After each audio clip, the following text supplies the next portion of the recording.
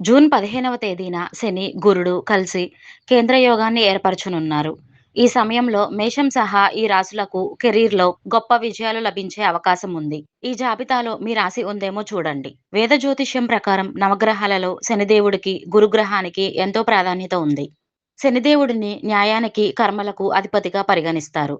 మనం చేసే కర్మలను బట్టి శనిదేవుడు ఫలితాలను అందిస్తారు. మరోవైపు గురుడి ప్రభావంతో మేధస్సు, సంపద పెరిగే అవకాశం ఉంది. ప్రస్తుతం శనిదేవుడు మీనరాశిలో సంచారం చేస్తున్నాడు. ఇదే రాశిలో 2027 వరకు నివాసం ఉండనున్నాడు. ఈ సమయంలో అనేక గ్రహాలతో సంయోగం చెందనున్నాడు. దీంతో కొన్ని శుభయోగాలు, మరికొన్ని అశుభయోగాలు ఏర్పడనున్నాయి. ఈ నేపథ్యంలో జూన్ 15వ తేదీన ఆదివారం సాయంత్రం 7:57 శని, గురుడు ఒకదానికొకటి 90 డిగ్రీల వద్ద చేరనున్నాయి. దీంతో ఈ 2 గ్రహాల మధ్య కేంద్రయోగం ఏర్పడనుంది.